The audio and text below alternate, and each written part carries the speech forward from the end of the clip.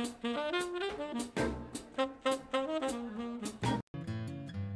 just stole my coffee.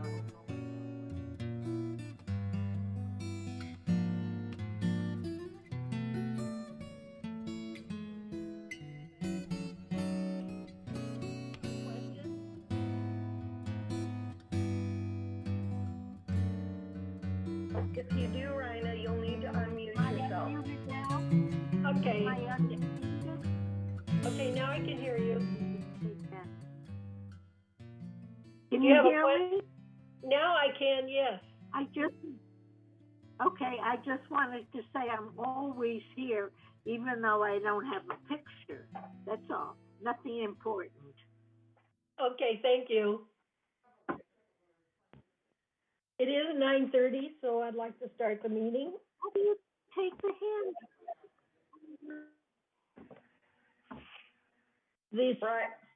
Rhina, at the bottom of...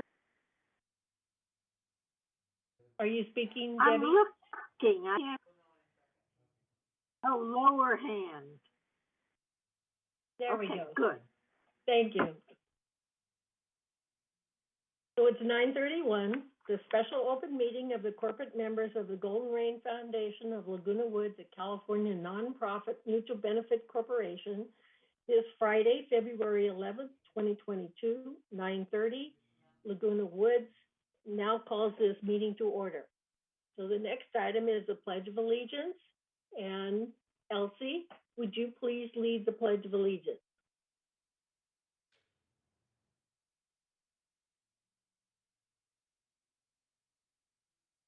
She's muted. Elsie, you're muted.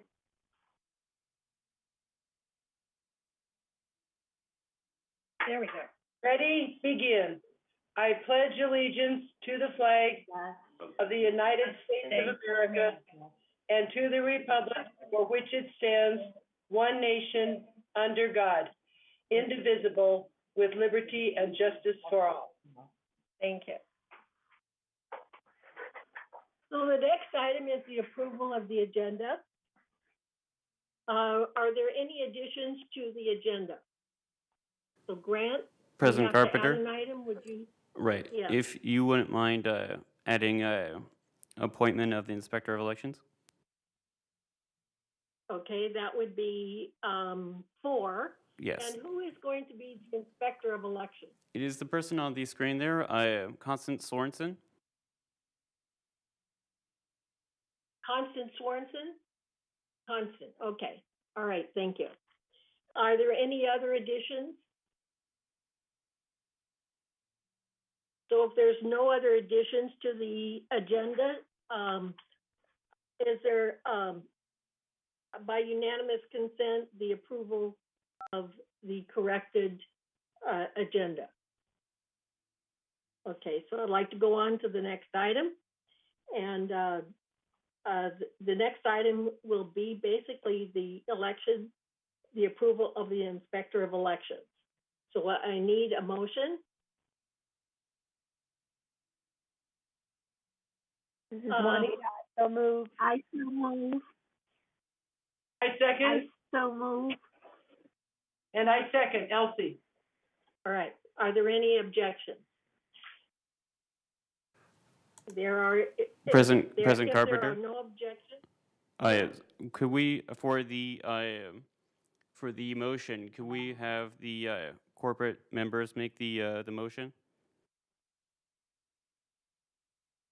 Yes, you're right, and I apologize. It has to be, the motion has to be made by a corporate member. I made it. Rhina did it. Right, okay, I'm sorry. And we had a second? Elsie can't second it. You have to have a corporate member second. Right. I see Director Carter from Mutual 50. Yes. Are there any objections? Are you saying that Elsie is not a corporate member? No, she's not. She's part of GRF. GRF. Thank you. Are there no objections? Then it's approved unanimously. Thank you. All right, so the next item would be to vote privately for or against the Enterprise Resource Planning System recommendation from the Golden Rain Foundation of Laguna Good. And before we vote, this is what the procedure will be. We have a wonderful presentation by the ITAC committee and staff. And after we've had questions, based upon that presentation, we will turn the meeting over again to me so that we can vote. And I will also have Grant come in and explain to you what the instructions are and how we vote. And I will remind everybody at this point in time that GRF does not vote. This is just corporate members. And so I want to go forward and I want to introduce Sue Margolis, who is our introductory speaker here to let us know what we've been doing and the history, how we started with this software project. So go ahead, Sue. When I moved to Laguna Woods, I was amazed that there was such a vast group of resources of experienced residents with expertise they could share with the community.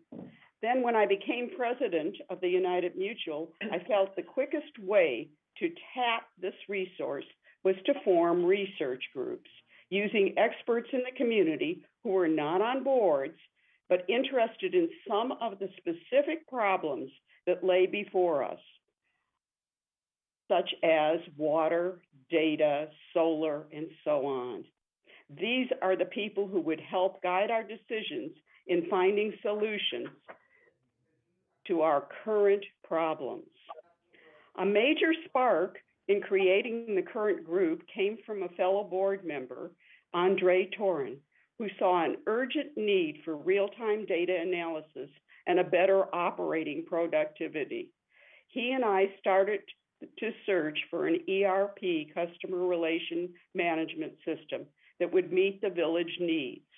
But it was he who assumed the leadership of the group, and thanks to his well-known persistence, some may say over persistence, beyond the call of duty, we were able to find and recruit a functioning group of about 15 residents to join us.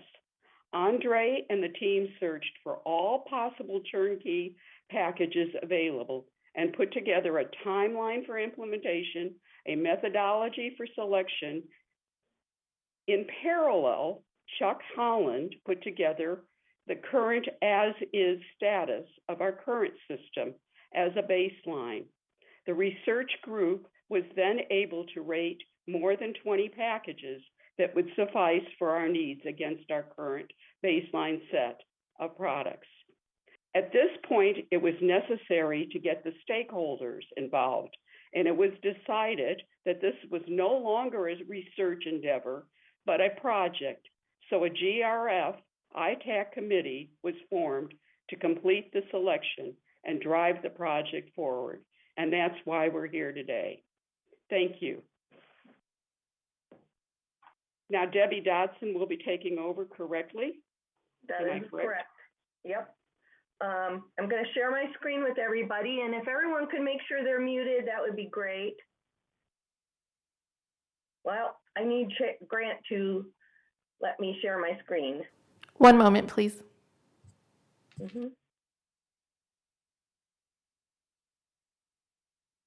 Okay, you should be able to share your screen now.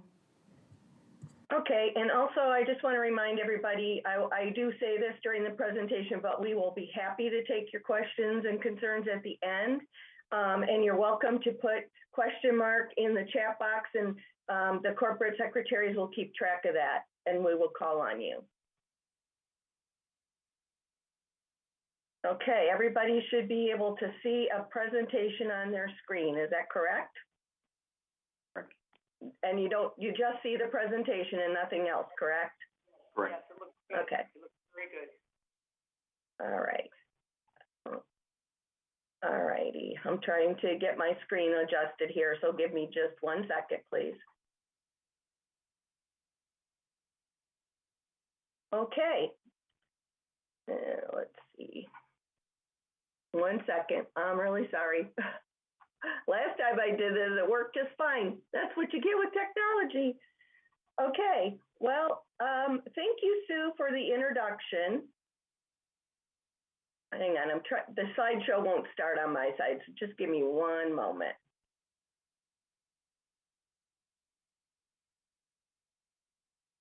Okay. There we go.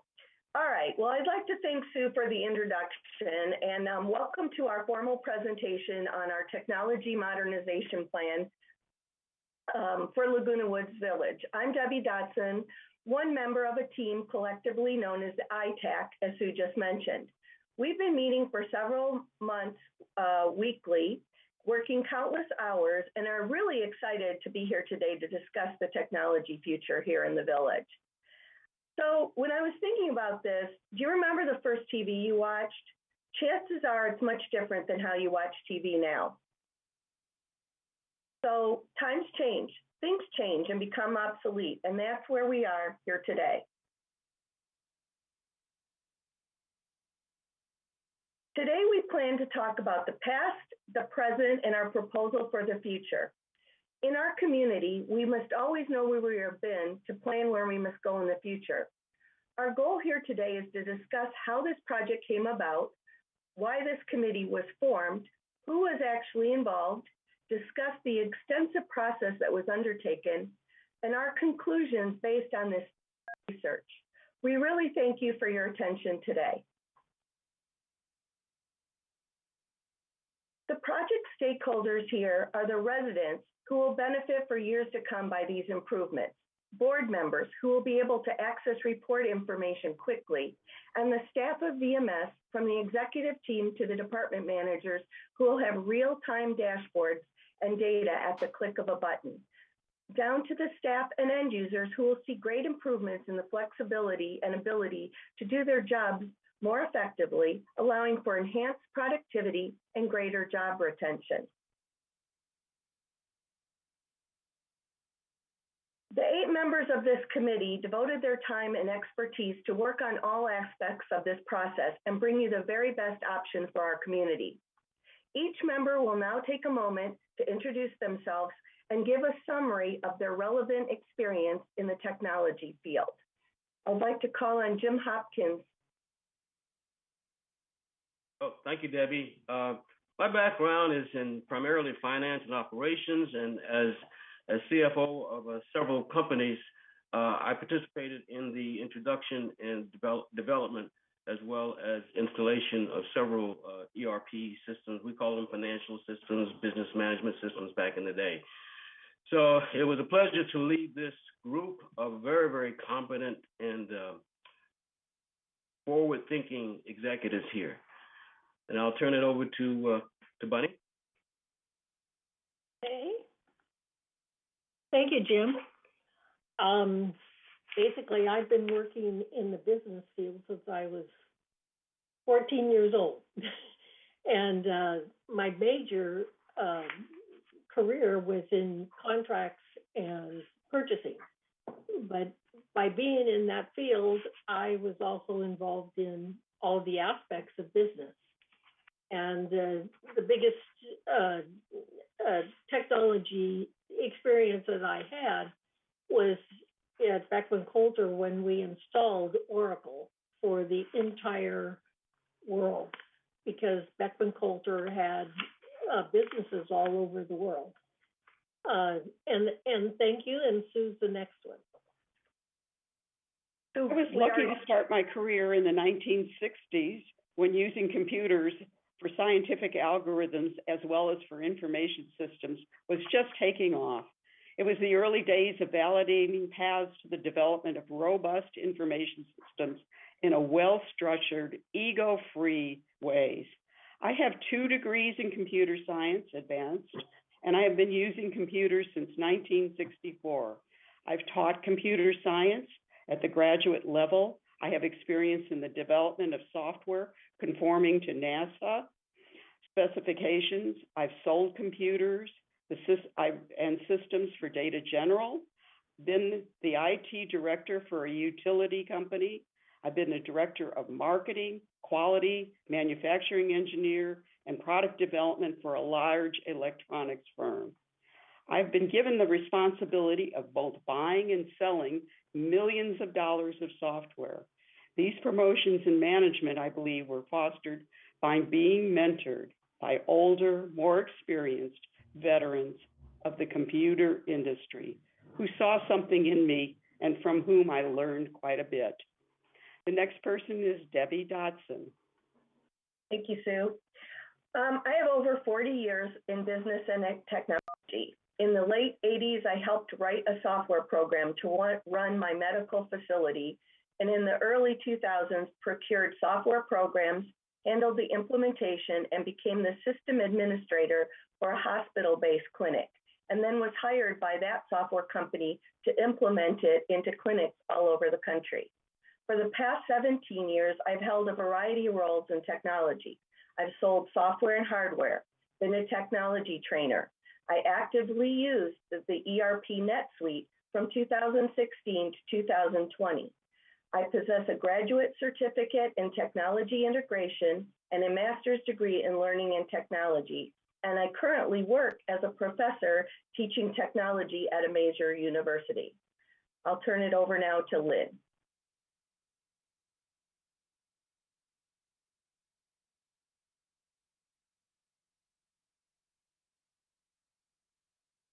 Thank you, Debbie.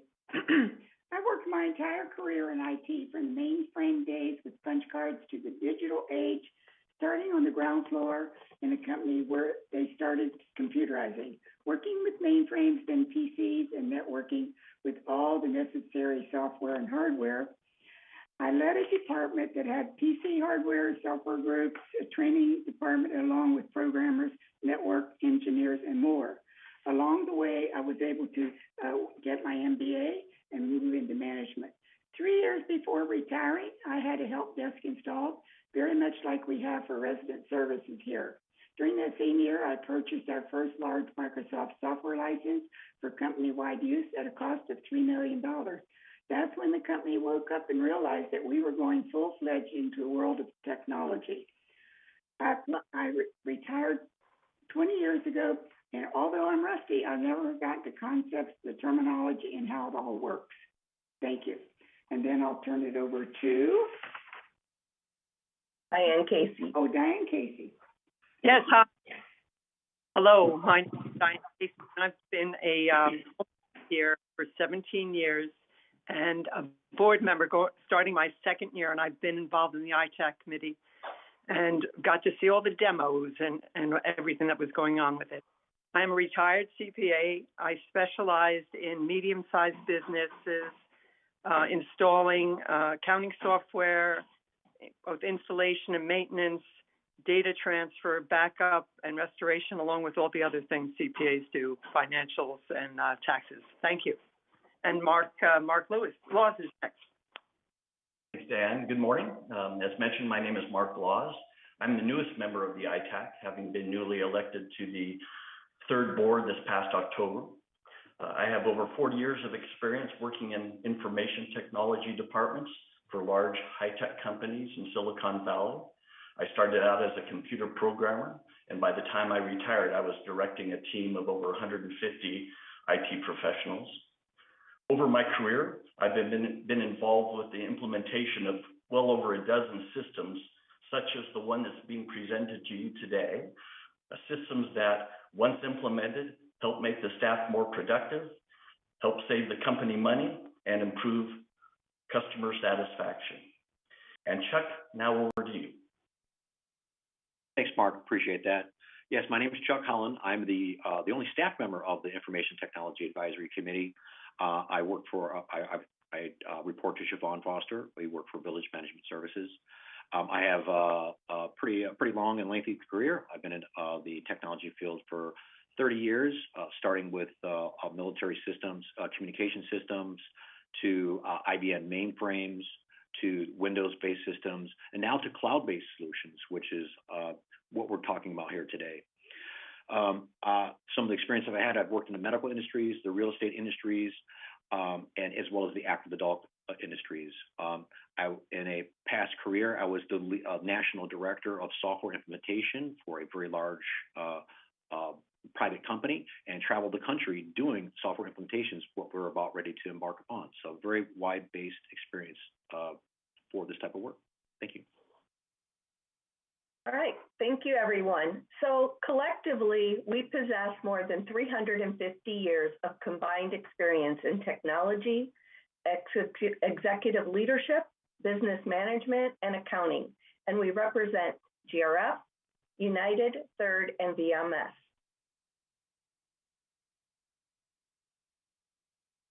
Before we go any further, you may have heard the term ERP mentioned in the past or when this project has been discussed. Enterprise Resource Planning, or ERP, refers to a type of software that organizations use to manage day-to-day activities and covers the processes such as accounting services, human resources, and much more. Consider our community as the enterprise or company here. What we are discussing today is the 21st century version of an ERP, which is agile, cloud-based solution that will provide a technology transformation to improve our community. The digital transformation from where we are now is like keeping our current brain with all of our knowledge and experience, but enhancing it and getting a brand new body to carry it into the future. I'd like to step back to recount the history of the process. Over many years, many different software programs were purchased, inherited from PCM, and some even developed in-house by programmers. None of them really worked together, and in the past few years under Chuck's outstanding leadership, they were patched together and continued to work, but only with a great deal of time and effort on the part of the IT team. Basically, they functioned, but were not optimum, efficient, and created duplication of effort. Then we were notified that our major financial software package was going to become obsolete and unsupported. The vision was one software that could encompass all the processes and procedures that we have here instead of all these disparate ones.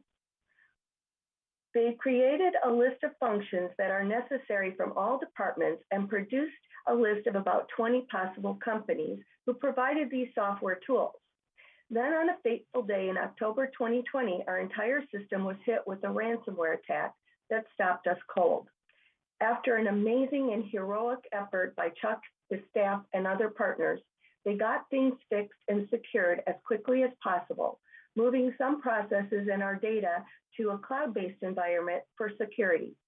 After the recovery was nearly complete, the ITAC was created to find a path to technological improvements and security, and that is what's brought us here today. It's been 46 years since I first touched a computer, and I'm sure many of you remember what tech was like and how it's progressed. Systems change, and we need to change as well. Here's a look at the present and the future, and it illustrates the importance of what is necessary. We have hardware and systems that no longer serve the needs of our stakeholders and will not be able to carry us into the future. Most of what you see here on the right will be eliminated from a hardware perspective as we move the storage into the data in the cloud.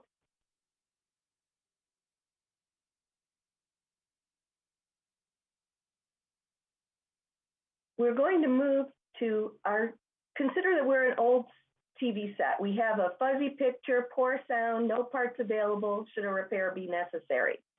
We have all these pieces in different silos and don't work together well. Once they break down, you have to replace them, just like a TV. That's where we are today, with software tools that are antiquated and can't be repaired any longer. The graphics you see here illustrate the past, the present, and what is needed in the future.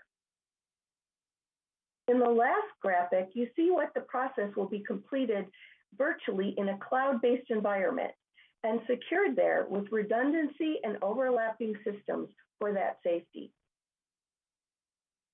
You can see they all work together, and together they communicate in one location within the cloud.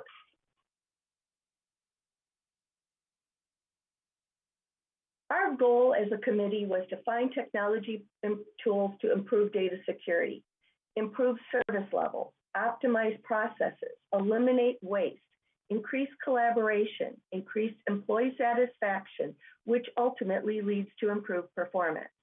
We've been behind the curve in many ways for some time, but we can move into the future with these technological advancements to bring our community up to 21st century industry standards, consolidate obsolete software systems, paper-based processes, all into a streamlined method, create a single system based in the cloud, offering more security, efficiency, resident satisfaction, and potentially save money over time, and the long-term ability to meet our needs for many years to come.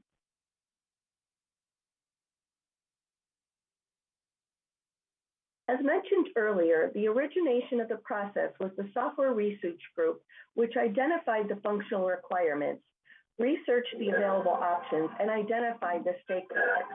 The ITAC was created and a plan to reach the end goal was set in motion. The ITAC looked holistically at the requirements, analyzed the needs of our processes, and assessed our operations. The original list of nearly 20 options was pared down to 12 and then pared down to the top 3 candidates. An extensive evaluation process was undertaken for each. And here's a visual version.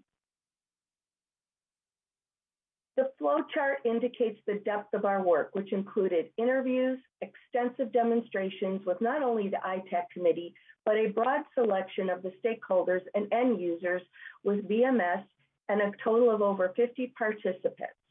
The list of functions we needed was cross-referenced and each solution was then graded. That part alone was over 700 hours. An evaluation criteria and a poll was created, and we'll share those results in a moment. And from this, we chose the best solution.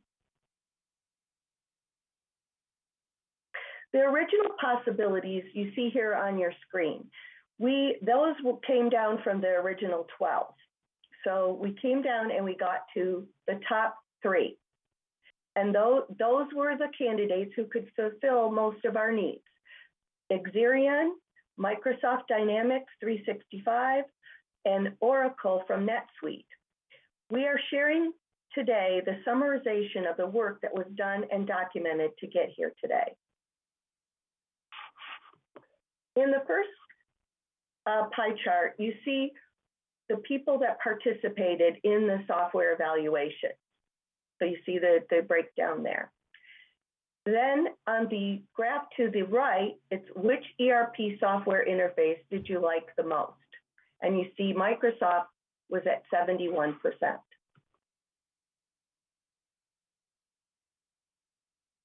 Then on the left pie chart, which ERP software had the best dashboards? Microsoft was chosen 61% of the time. And on the right, the pie chart is which ERP software best suited your needs, and Microsoft was chosen 71%.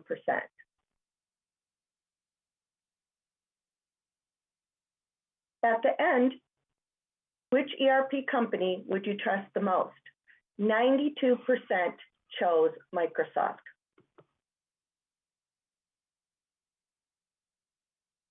The winner was clear. Microsoft Dynamics 365 is by far the best choice. The capabilities and the ability to migrate existing information to the new system, end user familiarity, and the confidence level in the professionalism and experience of the Microsoft partner were just the icing on what we learned and saw during this process.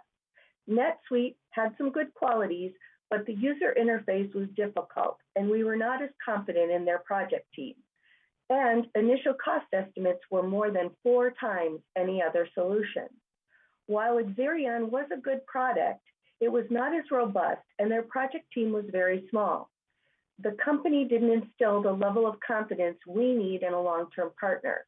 And while they may have been a little bit less going in, the add-ons and the need for outside participation of other consultants would have placed them in line with our choice financially, and they would have not met our overall needs. It was clear that Advantico, a Microsoft Gold partner, was the best choice for us. And they know our business. They played a big role in saving us during the malware attack. And they work side by side with Chuck and IT to bring our systems back online quickly and securely. During that process, they also became very familiar with our procedures. We wanted to show you what one of the dashboards looked like, just so you could get an idea. This is the one for field service, where we will be able to potentially increase productivity and maintenance dramatically with the automation tools provided. This will improve resident satisfaction and improve services in many ways, from wait times to eliminating the need for more than one visit. The possibilities here are dramatic, to say the least, and the enhanced services are endless and extend to every area of our business. The numerous benefits that were uncovered by the many assessments done internally and by the project teams were immense.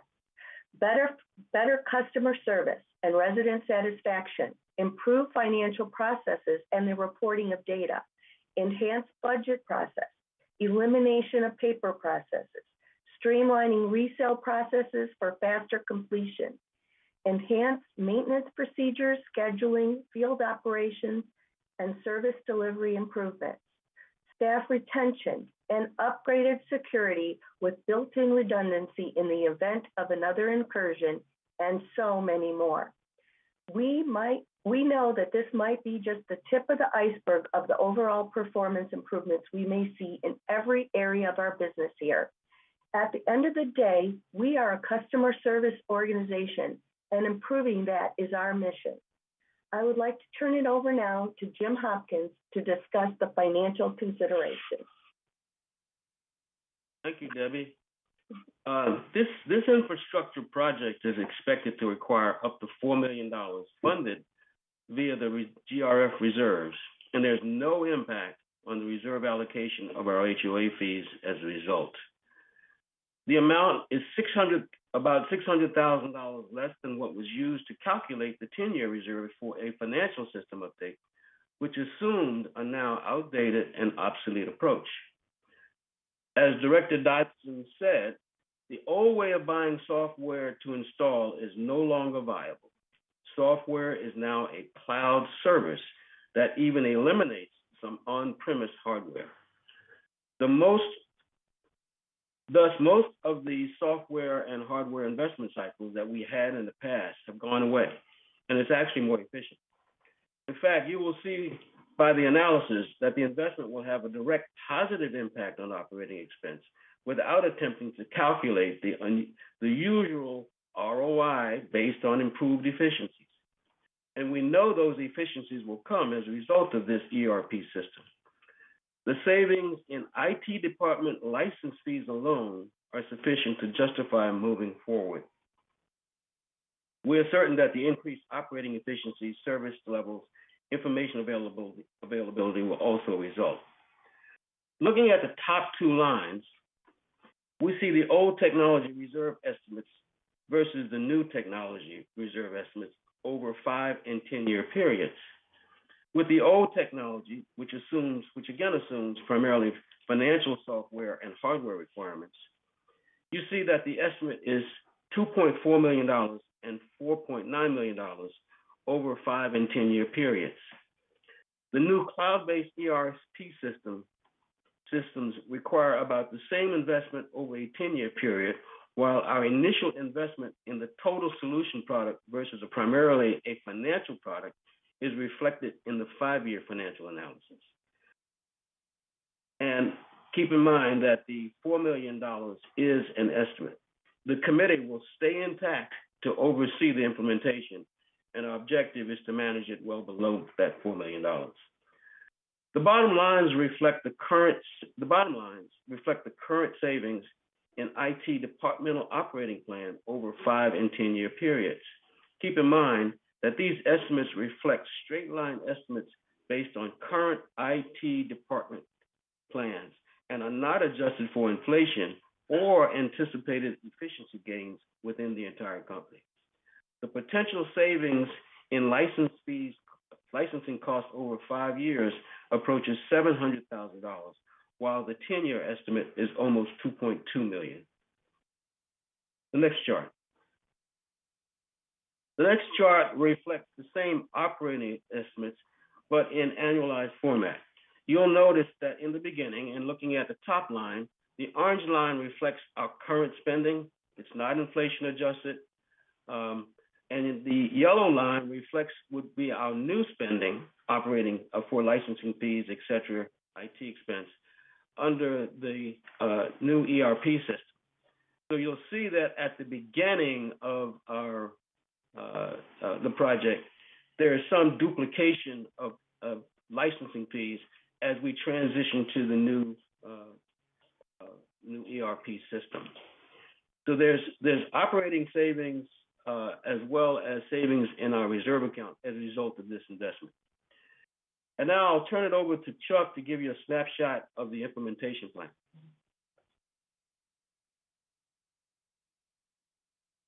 All right, so if you could advance the slide there. So as you know, as you can tell, over the last year in 2021, we really started the software research group really in 2020, but because of COVID and whatnot, we got delayed. But then once 2020 came around, we were able to do our ERP evaluations, and now that's what we're really presenting to you today. Once that project is approved, we're looking at the basic timelines. The project is really going to be broken down into 3 different phases. Those 3 different phases are going to take approximately 2.5 to 3 years. We're going to try sliding that down into a shorter window, but we're going to try really focusing on, first and foremost, is our direct need. The direct need we have is our financial system is now obsolete, and support is going to be ending at the end of the year. So we're going to be focusing on the accounting side of the house, because you have to build your foundation, right? You need to build your foundation first, so we'll work on our financials. Phase 2, we're going to be working on our field service, inventory management, asset management, property management features. And then in phase 3, we're going to be looking at our resident services and resales process. Now, some folks are going to say, well, how come we can't do resident services first?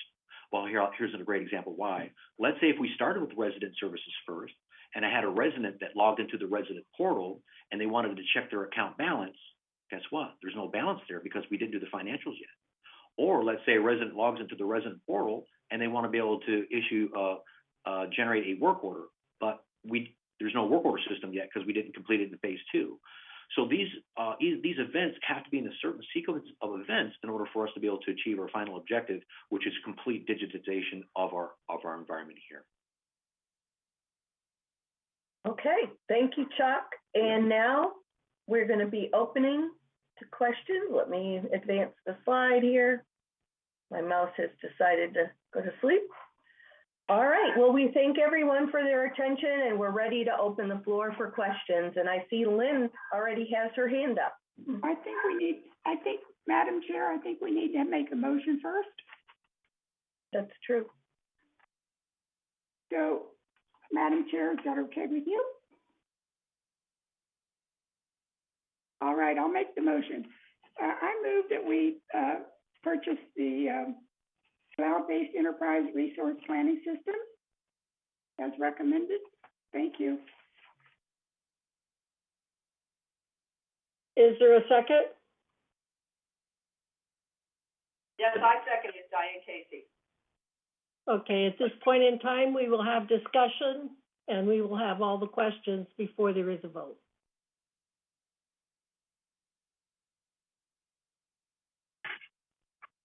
So we're open up to questions at this point in time. So Debbie, do you want to lead the questions? Yes, that's fine. I'm looking at the chat.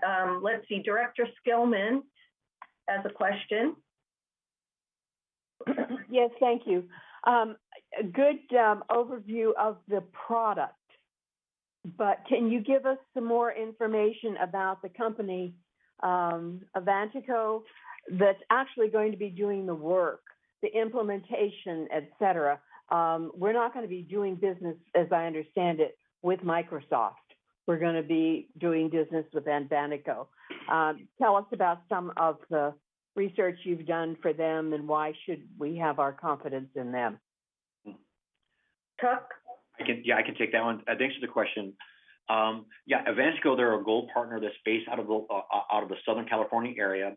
We felt that was one of the key benefits of having a technology partner that's in the area in case we run into trouble. We want to have some additional resources deployed to our site. They have satellite offices in Irvine and their headquarters in San Diego. There's satellites in Irvine. I feel really comfortable with Aventico because when we originally did our AX conversion, just our financial system to AX, and Hitachi, our previous partner, crashed and burned, and we struggled and we got stalled out on AX. Aventico, then known as AX Mentor, rode in with their expertise and was able to pull that last project out of the ditch for us and get us operational in a matter of a few months, where Hitachi was struggling for a year. They since have been really familiarized with our environment over the last 3 years or so, 3 or 4 years, and getting us and helping us move our assets into the cloud. We are using Microsoft Azure. We're moving, our websites are hosted, our resident portals are hosted on the Azure cloud. But the most important testament to their effectiveness and their capabilities is when we had that malware attack. When the majority of our systems were compromised, they were able to scramble resources within a matter of a few hours and just got our AX system up and running, got our banking and cash flow applications up and running, and just held our hand through the process, navigated through all the pitfalls, and we were actually able to, bring back to life in a relatively short period of time, a 60-year-old management company. So when we're talking about this project today, we're not just talking about software, we're talking about the business partner. And what they're going to be bringing to the table is the project management, the staff augmentation, the process reengineering, discovery, analysis, design, workflows, development, migration, testing, deployment, documentation, training, support. This is a class act. I couldn't find a better business partner for this type of project because I've been looking, and we've been looking for several years. So I think that's a great testament to that organization. And I think they're going to have the character, the constitution, the knowledge base, and the expertise to pull this project off. Thank you. Right, Chuck, I'd like to add one thing. They've been around for many years. They also have over 15,000 Microsoft Dynamics end users worldwide. So they are, when you get to be a gold level partner with Microsoft, you have to know your stuff. So let me see if there's other questions. Wow, no other questions? Grant or Michelle, can you see any hands up? I don't see any other hands up. Lenny Ross. Mr. Ross, you're on. You need to unmute your microphone. Okay, there we go. 2 questions. One is the estimated cost of $4 million. Could you please explain the detailed schedule of training our staff and our board members on how to use the system, and how is that going to be implemented over time? And 2, second question is, how is the implementation of this program make us bulletproof from having any further hacks in our system? So 2 questions. Okay, well, there's 3 people that are going to probably answer this question in total. The last question I think Chuck will answer too, but when you're in a cloud-based environment, you have all of your information is secured in the cloud. No one can ever stop a hack from completely happening, but when you're in the cloud, you can be back up and running in 5 minutes. So Chuck, I'll let you take it from there. Right. As it relates to the overall estimated cost of the project, the software part is not really the most expensive part. The software itself is a $750,000 spend over a 5-year period. The project is going to be broken up into 3 phases. Each phase will have 4 critical milestones. Each of those milestones, we're not handing anybody $4 million. This project is going to be broken up into incremental size, where we'll get a scope of work and a contract for each one of these particular milestones. And so once that work is completed, the ITAC committee signs off on it, then we'll move forward. As we move through each phase, there's a certain milestone that is training and deployment. That is the process, whereas the board members or resident stakeholders and staff members will be trained before the deployment phase, right? The training phase becomes before the deployment phase. So those 3 phases broke down into really 12 mini projects, and each of those phases will have a training component to it. Since we're not going live all at one time, it's going to be a phased approach: financials, service orders, then customer service. So training and deployment will be going on over a two-year period. Mr. Ross, did that answer your question? Yes, that's fine. Thank you. Okay, I have Cash Acrokar next. Thank you. Have you considered any other approach than this particular system at this time? I'm not sure what that means, because we considered 20 different possibilities, narrowed them down to 13, narrowed them down to 3, and narrowed them down to our final choice. Okay, I'm sorry, I joined the meeting a little late. Maybe. Okay. Thank you. No problem. Director Munchnick, President. Thank you. First, I'd like to say thank you to all the committee members for the hard work that they put in, the analysis to get us to this point in time. Very much appreciated. And also, I thank you for the presentation, which does raise for me one question, and it relates to when Chuck put up on his screen the issue of implementation. And I guess in one sense, it sounds to me like we're somewhat backed into a corner in terms of this approval process, which I'm personally in favor of it, by the way. But in terms of the financial end of it, the financial operation, Chuck, if I heard you correctly, you said that by the end of this year, there will be no longer any support for the current financial operation system that we have. So if we don't approve this, where does that leave us? Right. There are options for extended support. This is Microsoft is no longer supporting the application, but there is third-party solutions that you could do it. Microsoft actually stopped doing R&D or research and development for this product for about 2 years ago. Their extended support is expiring at this year, but I'm sure there's probably third-party companies out there that could potentially support this organization, but it's not recommended. If we ever had a particular critical outage and we need to be able to have some custom design or development done to bring that system back to life, it could be a problem. Very similar to like when you have an old TV and you blow out a fuse, it's kind of hard to get that fused.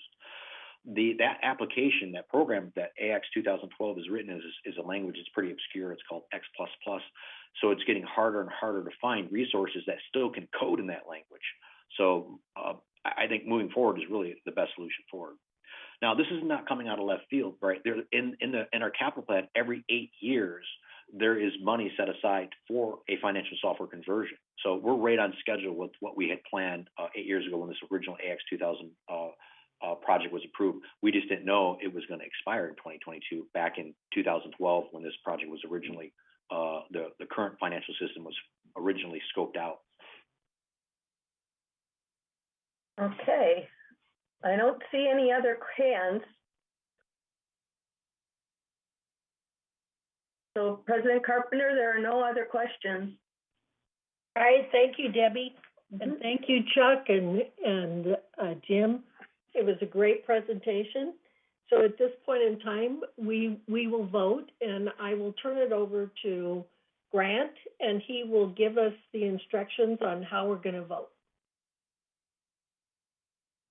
One moment. For Grant, okay.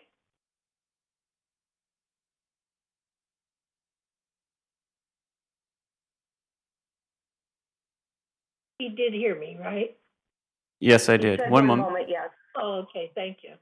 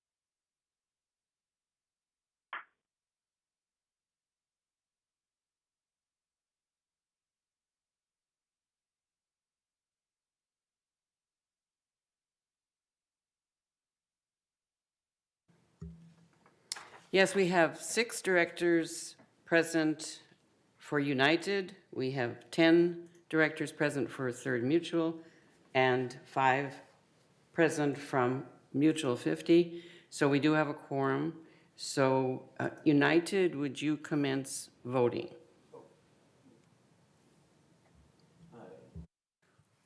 And then, so we can have them commence voting, and if we will just really quickly put in the chat here, please vote. And then so for clarification, for voting, you go into the chat, and then and once you're in the chat, you look at the 2 arrow as outlined in the instructions. You then want to select conference organizer, and then you may submit your vote. I don't understand it.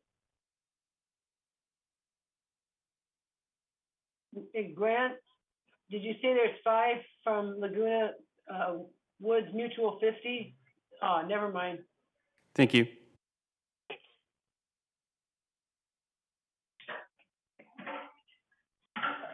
Grant, your original instruction said that we were gonna vote, United would vote first, then third, and then we, so is that the way you want to do it, or are we all supposed to just vote? No, United first. Yes, that is correct, that those were the original instructions. We will go ahead and have United vote first, and then we'll have Third and Mutual 50.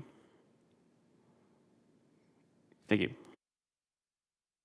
Grant, did you get my vote?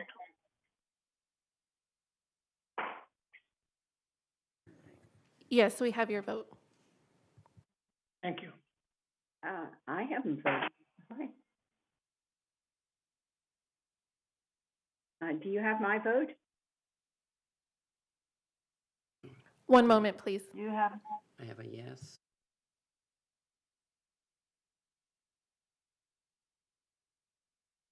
I think you do.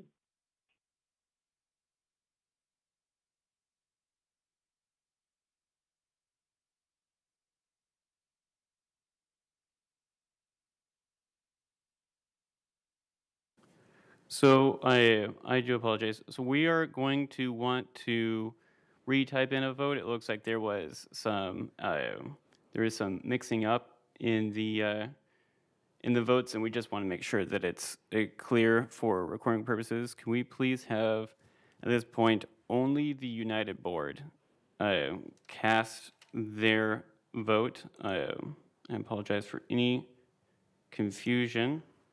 I don't know how to do that. How do we cast vote? Just only you vote. Do you have my vote? Okay. If you could Fran, please, so for the people who are still having issues voting, Yeah. if you would please go to the chat box in Chat Zoom. box? It should be down at the bottom of your Zoom application, and then once you see that, you go and click on that. Then what? And then Grant, on some screens listed under more in the upper right. right, sometimes. And then once you are in the chat box, Yeah. there will be something that says 2 with a colon, and then you'll want to click on the area with the arrow down, where it should say hosts and panelists, and then there should be a drop down menu that appears. And I can't even find the 2. It should be down at the bottom of the chat box. I don't have anything that says two. Oh, this is really funky.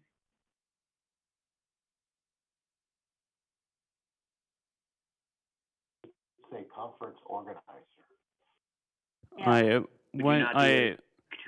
This is Director is Pat that- English, correct, on the United Board? Yes, is that conference org, like Lenny just said, and she's clicking on? Yes, yeah, you'll want Conference to org. select conference organizer. Okay, well, if that's what you're telling me to do. Oh, okay, now we look for our names on the list, I guess. Where? Thank God we don't vote like this. Can we do a verbal? Okay, I can't find my name. Wait a minute. So you wouldn't Yeah, be you don't looking need to find for your name. you wouldn't be Oh, looking yeah? for your name. You're looking for the conference organizer, and then you want to click conference organizer. And then type yes or no below that. Yes. Where it says type message here, put Yeah. yes or no. Type yes, or that's what we're in favor of, right? That's our actual vote. Right, yes Okay. or no, yes. Okay.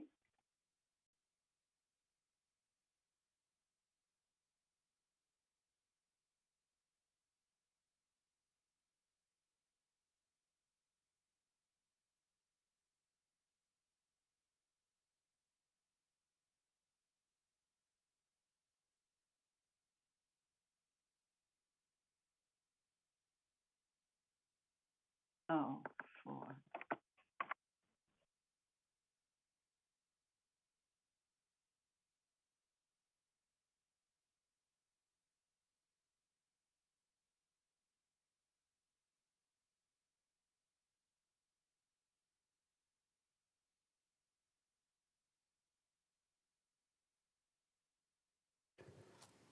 So we currently have 3 voted for United. Please, the rest of United, please cast your vote at this time. Did you get my vote? Yes, I did. Thank you. Thank you. Did you get my vote? I have not received your vote. We received votes from Director Casey, Director Blackwell, and Director Ross. You could do a roll call vote if you need to. Yeah. It'd be a lot more accurate than this thing. Let's do that. We are unable to do that, unfortunately, as it is a secret ballot vote. Okay, Pat, Previously, you said you accepted my vote. Pat, You didn't get it? Yeah, Pat, Okay. when you type your 4, put FOR instead of yes. And, I did. And then hit the enter. 4? Yeah, Wait a minute. unless you're against. And then push the arrow on the right. And then click like you're entering it. Wait a minute. Put 4? Yeah. And then hit the enter button on your computer. Okay. All right. Thank I you. did We that. received it. You got it. Okay, good. Thank you. Okay, hold on. Have you received mine? Cash? You've only got 2. We have not. Okay, Grant, excuse me. I'm sorry. Pearl Lee is trying to get in. She fell off and she's trying to get in. You know, I would like to complain about this whole system because there's nothing secret about this. Everybody knows who's voting for everything, so. All right, Pat. Grant, can Pearl Lee call you and give you her vote? One moment.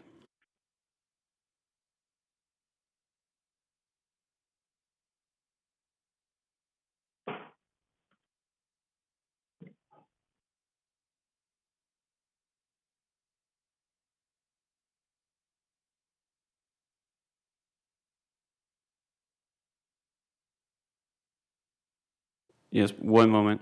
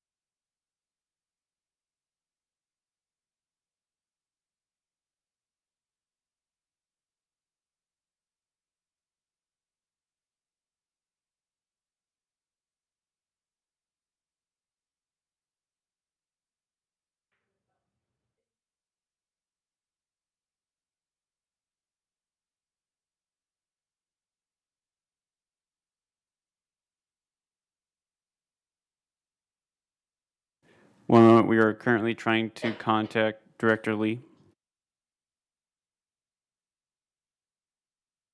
And we still only have, 3 votes up, and I thought there were 4. Yes, we do have everybody, but Director Lee will make sure to input those. Okay.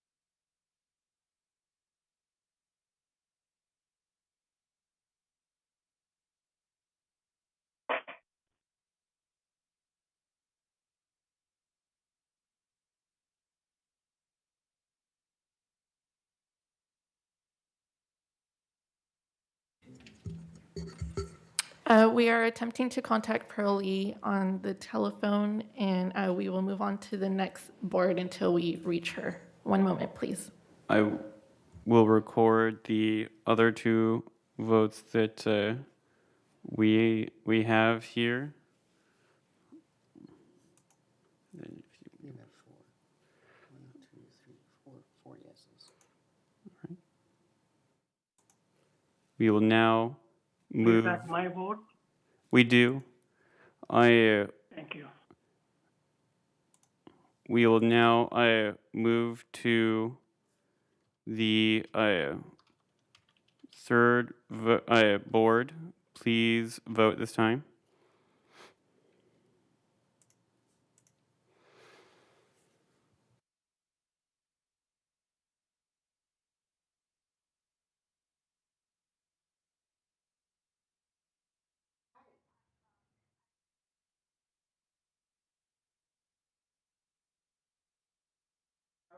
And Grant, I just got off the phone with Pearl, so you should be able to reach her. Sorry. All right.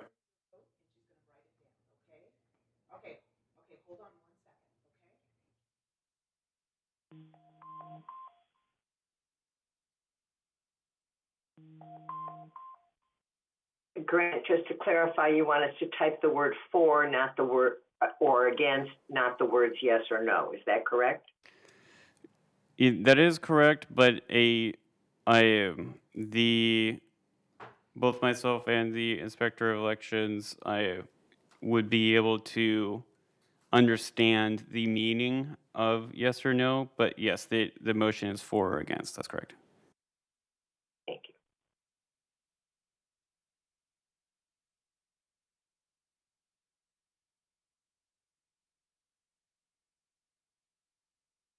We will now tabulate for third.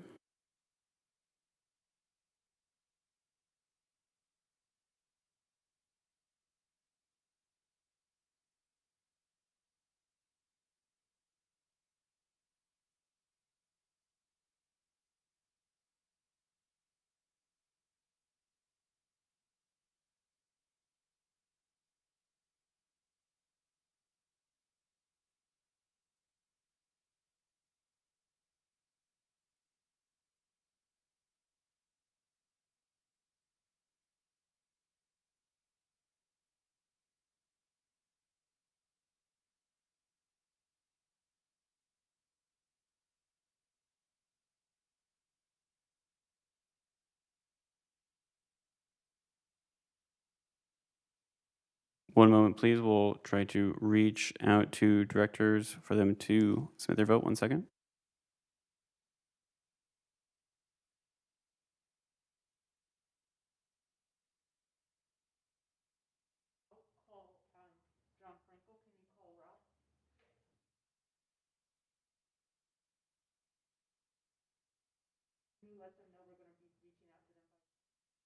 We are reaching out to them 1 second for their vote. 1 second.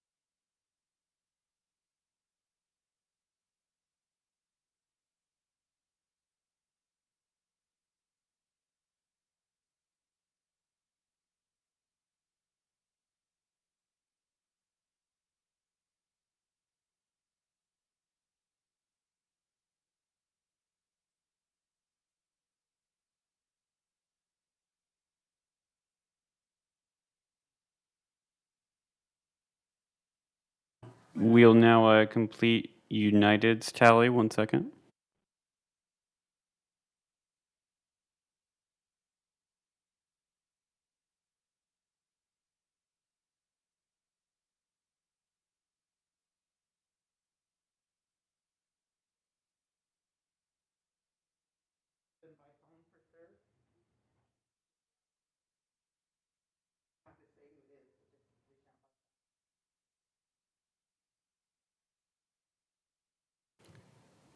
And then we're reaching out by phone to the 2 remaining directors who have not voted for third.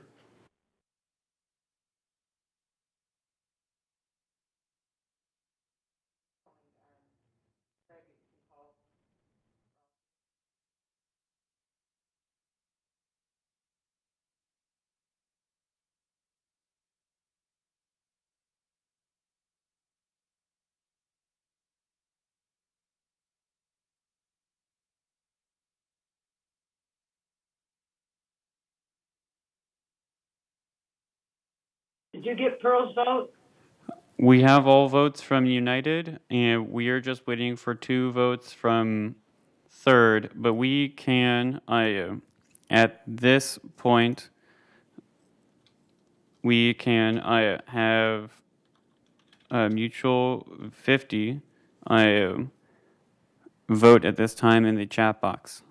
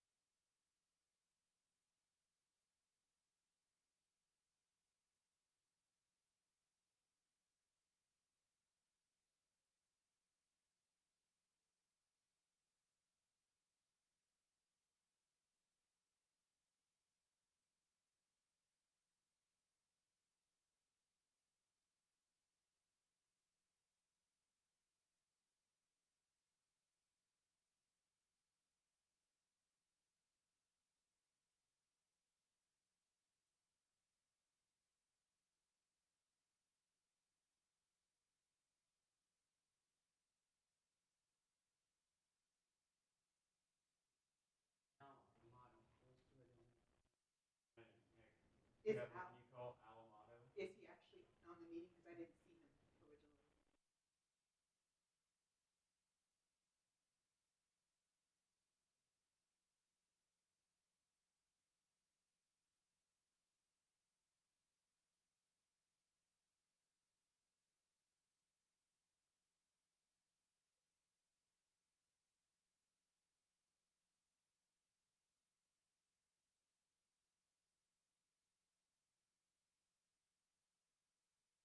Let them know that we're reaching out by phone to the people who. There are 2 members of Mutual 50 who have not voted yet. We are reaching out by phone to you, so please, if you are receiving a call, please answer, and the Inspector of Elections can take your vote.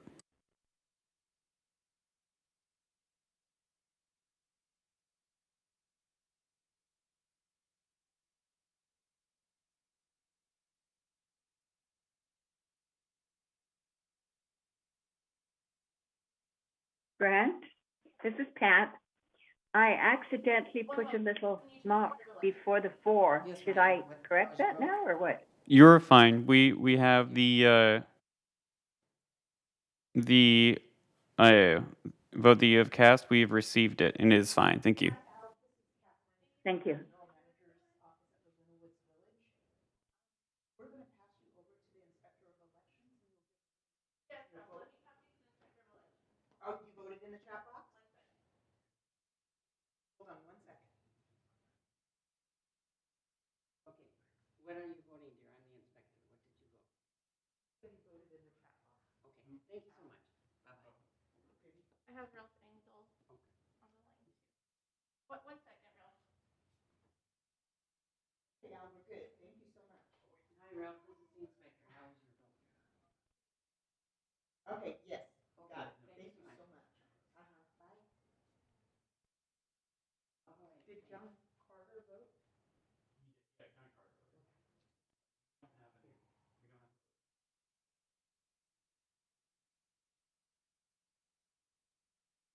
I will try Wayne again. Only one, right?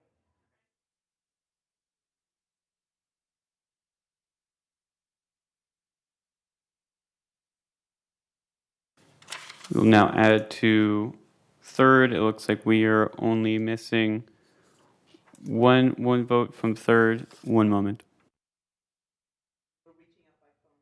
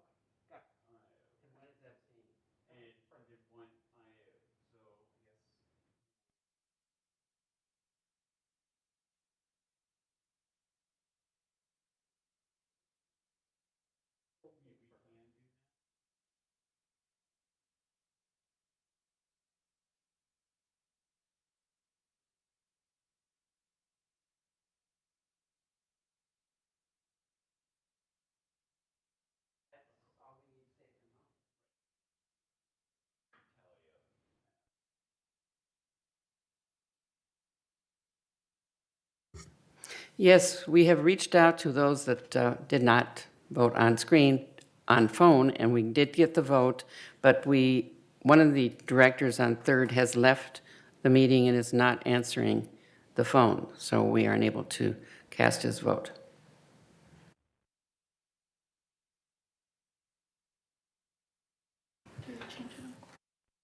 Do we have a quorum without the vote? We do. We will now, Basically, okay. I will go ahead and we can go to quorum and make sure to note that is 9. And now we will go to the total vote.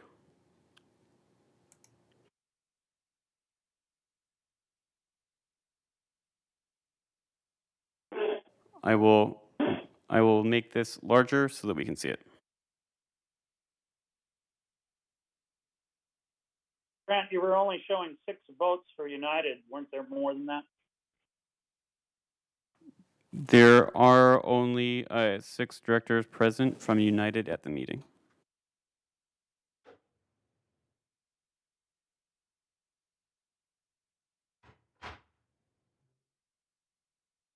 I emailed everybody. The meeting was starting.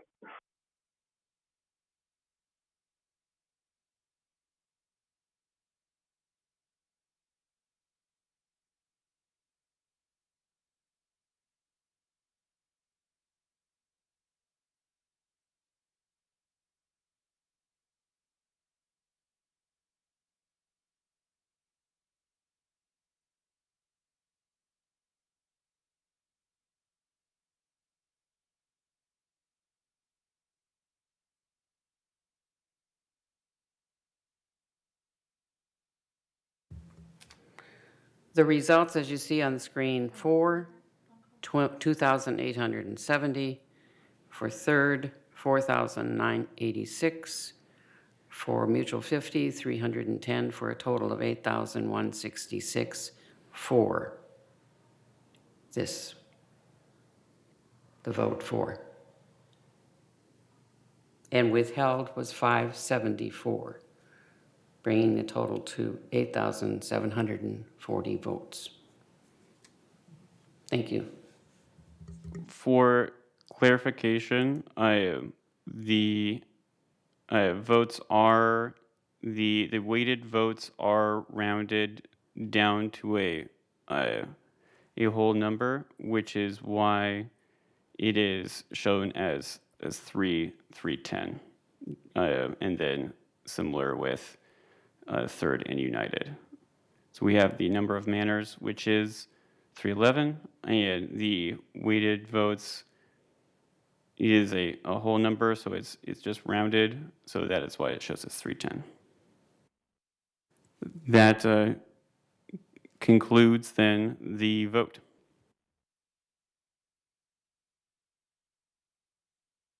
Excuse me. I'm sorry. I only counted 5 from United. There was 5 for United and 1 withheld. But who's the 6th? Okay, I just don't see the 6th one from United, but So the withheld. United directors. No, I don't mean the vote. I mean the director. The United directors that are present at the meeting are Diane Casey, Lenny Ross, Pat English, Pearl Lee, Maggie Blackwell, and Kash Akrakar. I'm sorry, I guess I missed Maggie. Did she leave? Oh. She's still No, present at the meeting. voted. Yes. Yes. Sorry. Okay. Thank you. We are on TV6, by the way. And so basically the motion is passed, and I'm very excited about this. It's just something that we've needed for a really long time. At this point in time, we'll go around and any of those corporate members that would like to make. I really have to say, with the lack of questions, it just shows you how thorough this presentation was and that everybody understood it. So I really thank everybody for that. All right, so now if any member comments? There are no member comments? I don't see any hands. Okay, all right, okay, Cash, and then Pearl. This is something we needed for a while, and it's about time we did it. And thank you, everybody, for voting it in. Okay, Pearl?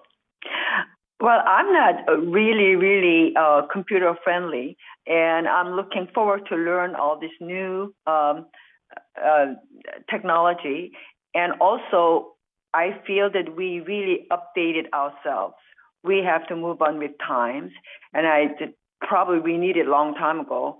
And this would make a major change in every aspect of our operation. And thank you very much for the wonderful presentation. Thank you.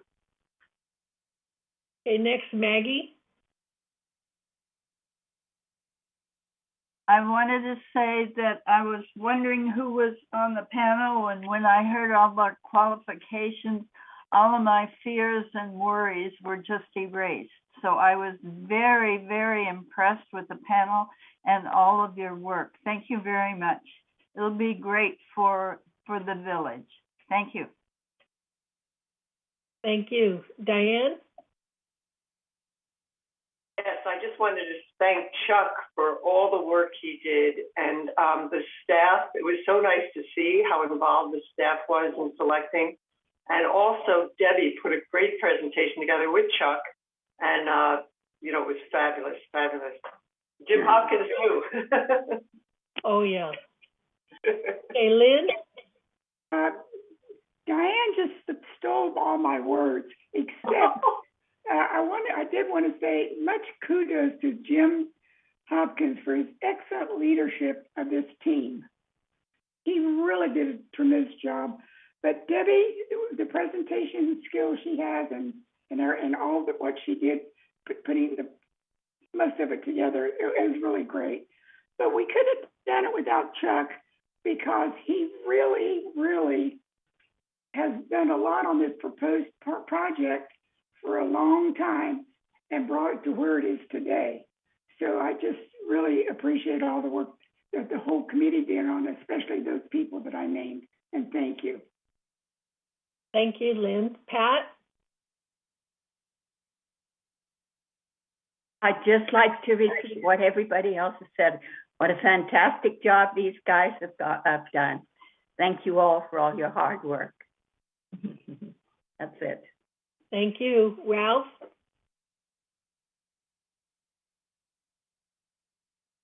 You say me? I'm not sure that I understand everything, but I do understand that the 8 people that made up this ITAC committee are thoroughly involved, and that's where my confidence is, I'll tell you. I think they did a great job, and I want to commend them on it. Thank you. Are there any more comments? I don't see any more hands. So if there are no more excuse me, if there are no more hands up, then we'll adjourn. Yeah, okay, I see. I just want to say you're welcome and thank everybody for their accolades. And I see Elsie has her hand up, but thank you all. We're very excited to move forward, and we appreciate your confidence. Sure we are. Thank you. Okay, Elsie? I just wanted to repeat everything, all the accolades. You guys were just fabulous. But I also want to thank Grant and Constance and Michelle for supporting us so patiently. Thank you. That's what it takes is patience, that's for sure. Jim, and that's not an insult, by the way. It just means that we all need patience. Okay, Jim. Yeah, I just want to thank all the team members for working very, very well together. We banged out a lot of disagreements and a lot of other things, and we just showed a lot of professionalism. And just to let everybody know that we, the committee, will stay intact through implementation. No, Ralph, your hand is still up. Do you want to speak again? Okay, took it down. Are there any other comments? So if there are no other comments, and I have to say, Maggie wants to say something. No. Okay. No? No. Okay, all right. Thank you. Thank you, everybody. So, are we adjourned? Yes, we are adjourning. Thank you for all right. well Thank you. done. Thank all you. Right. Thank you. Hi, everyone. Thank you. Yes. Goodbye.